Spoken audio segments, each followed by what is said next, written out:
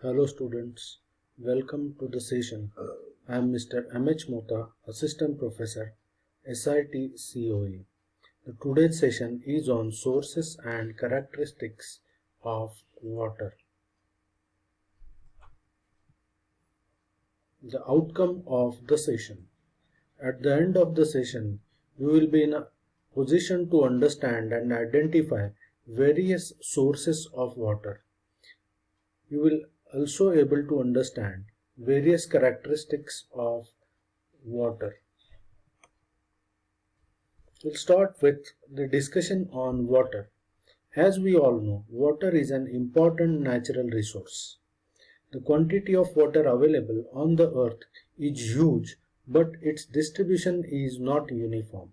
Water is available in various forms at various places above the ground as well as under the ground in the form of glaciers and so on. Approximately 71% of the Earth's surface is covered with the water, but the fresh water constitutes only about 3% of the total water. The measure of this is even in the form of glaciers. And in fact, very small proportion of fresh water is effectively available for human use. The large amount of fresh water which is available is also currently suffered by the pollution because of various anthropogenic activity. So it is a fact that globally we are facing the problem of availability of fresh water for use. It is said that the next world war will be fought for the water itself. Different sources of water. The water sources are surface water and subsurface water. Subsurface water means water available under the ground level. The surface water includes the sources like lakes, rivers and reservoirs, while subsurface water sources includes the sources like wells, bore wells, aquifers, etc. Surface water. There are four major sources of surface water. These are rivers, lakes, ponds and reservoirs. Reservoirs are nothing but the man-made storage of the water which can be used in case of drier periods in the year. In the country, there are about 10,360 rivers and their tributaries longer than 1.6 km each.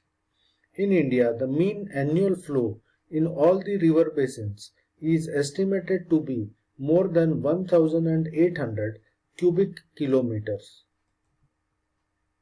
While subsurface water or groundwater is a water that is found underground within the rocks. Its presence depends on the type of rocks. The major examples of such sources includes wells and boreholes.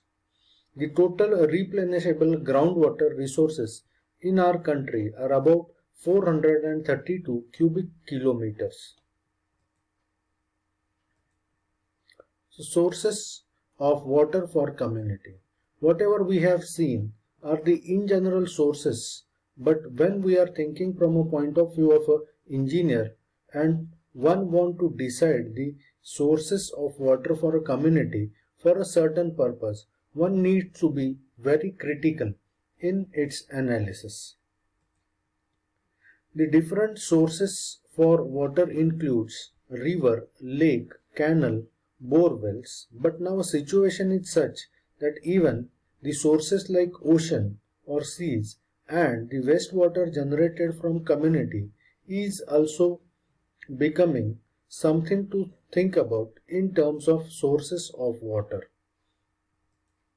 The replenishable supplier or the fresh water available is very less, and that's why one should think about these things very critically.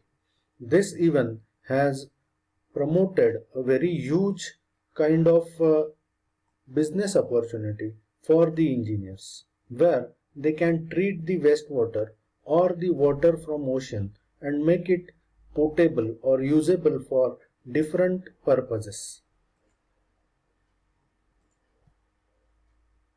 Water quality indicators. There are three different kinds of indicators used to assess the water quality. These are physical indicators, chemical indicators, and biological indicators.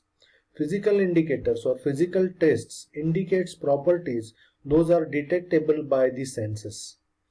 Chemical indicators or chemical tests determine the amount of mineral or organic substances that affect water quality, while biological indicators or biological tests show the presence of bacteria, characteristics of fecal pollution, etc.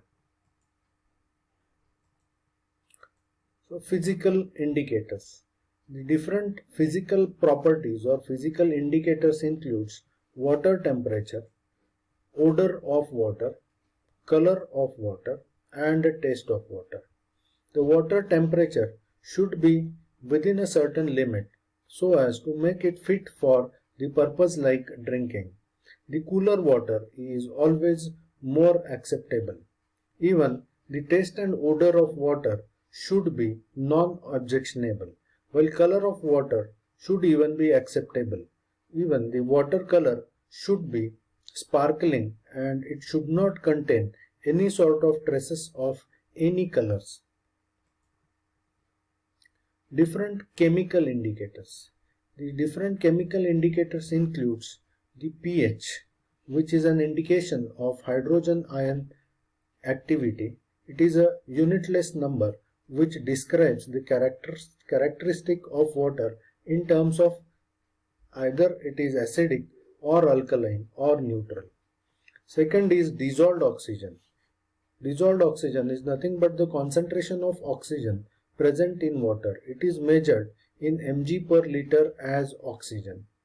Third is total hardness. It is a property of water which generally affects or rather or not permits the formation of lather when the soap is added. Next is chlorides. Chloride is nothing but a concentration of chlorides in terms of mg per liter as CaCO3. This is even known as the pollution indicator. Turbidity. Turbidity is nothing but the property of a water which does not permit the passage of lights through it. It is measured in terms of nephelometric turbidity unit or NTU. Then comes the total dissolved solid concentration. It is measured in terms of mg per liter. Then heavy metals. These are the different metals present in a water. These are very toxic in nature in general and are measured in terms of mg per liter. Nitrates is the form of nitrogen and is measured in terms of mg per liter. This is responsible for the blue baby syndrome disease in infants. Then comes the pesticides. It is nothing but a concentration of pesticide in water and it is measured in mg per liter. Then comes the two important parameters which are called as in biochemical oxygen demand and chemical oxygen demand. These two are the very significant chemical indicators, particularly in assessment of wastewater quality.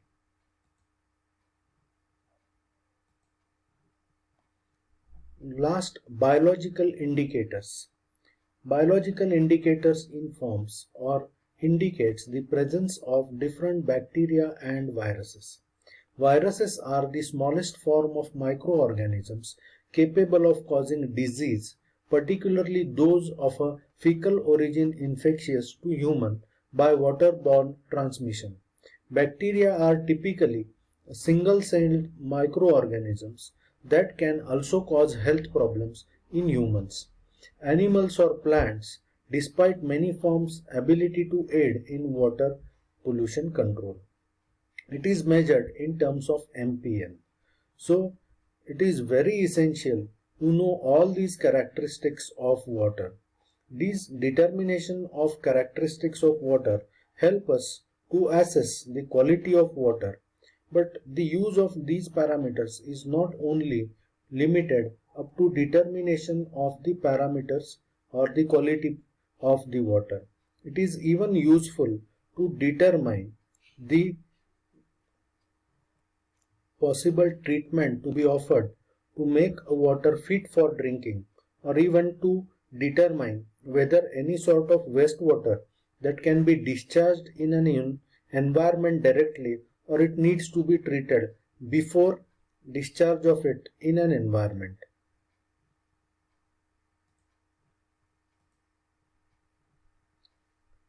So this is it for the today's session. Let's meet in next session for know more about these things.